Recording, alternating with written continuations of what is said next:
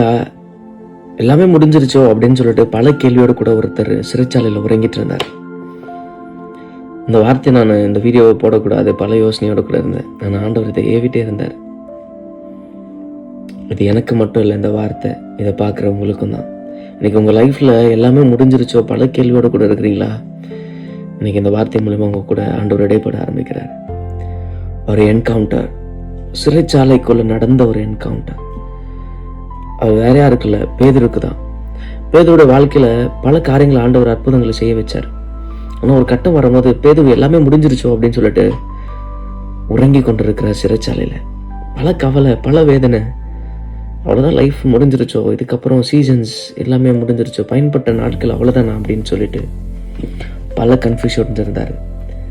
ஆனால் ஆண்டவர் திடீர்னு ஒரு தூதனை அனுப்பி அவனோட விழாவை தட்டுறார். ஏன் விழா? அந்த விழாவை தட்டுற ஒரு வலி வரும் தெரியுமா? அதை அவன் வாழ்க்கையில் மறைக்கவே மாட்டாங்க. குத்தப்படுகிற இடம் ரொம்ப வலி நிறைந்தா இருந்தால் மறுபடியும் அந்த தவறு நம்ம போய் செய்ய மாட்டோம். அப்படிதான் பேதுருவோட விழாவை தட்டுறார் தூதன். தட்டின வேகத்தில் விழித்து கொண்டு பேதுரு உடனே அவரோட கழட்டி வச்சிருந்த பாதரட்சை எல்லாத்தையும் போட்டுட்டு ப்ரிப்பேர் ஆகிறாரு புதிய வாசலுக்காய். இன்னைக்கு உங்கள் வாழ்க்கையில் நீங்கள் எதை வேணால் இழந்திருக்கலாம். இது நடக்காது, முடியாது, வராது, என் லைஃப் ஓவர்னு நினச்சிட்டு இருக்கீங்களா? நானும் உங்களை மாதிரி தான் யோசிச்சுட்டு இருந்தேன். இதுக்கப்புறம் இந்த வீடியோலாம் போடக்கூடாது, ஸ்டாப் பண்ணிக்கலாம். ஏன்னா பேசுகிற நம்மளும் சில நேரத்தில் விசுவாசத்தில் டவுன் ஆகிட்டோன்னே நம்ம மட்டும் பேசி என்ன போட போகிறோம் அப்படின்ட்டு. ஆனால் ஆண்டவர் சொன்னார், இல்லைப்பா, இதுக்கப்புறம் தான் உனக்கு டெஸ்டினி, இதுக்கப்புறம் தான் உனக்கு சீசன். ஆண்டவர் தட்டுனார். உண்மையாக சொல்கிறேன், என் வாழ்க்கையில் தட்டிட்டு இருக்கிறார். தட்டுறதுக்கு முன்னாடி நீங்களே நான் எழுந்துருங்க. எழும்பிட்டோன்னு வைங்களேன், நமக்கான பாதைகளை கத்தர் காண்பிக்க அவர் நமக்காய் முன் நிற்கிறார். கோணலான எல்லா வழிகளும் செவையாக்க போகிறாரு. உங்கள் சீசனில் இதுவரைக்கும் பார்க்க முடியாத பல உயரங்கள், உங்கள் தாய் வழி, தகப்பன் வழி பார்க்க முடியாத பல ஆச்சரியமான காரியங்களை கர்த்தர் உங்களை கொண்டு செய்ய வைப்பார்.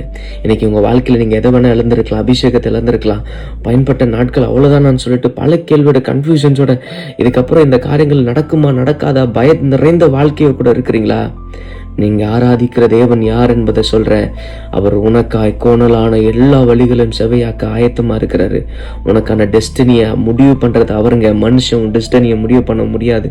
மனுஷனால் உன் காரியங்களை வாய்க்கப்பட முடியாது. மனுஷன் என்ன வேணால் பேசிட்டு போட்டோம், இது முடியாது, வராது, நடக்காதுன்ட்டு.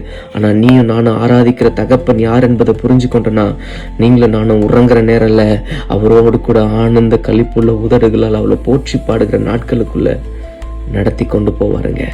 தேவ விசுவாசம்.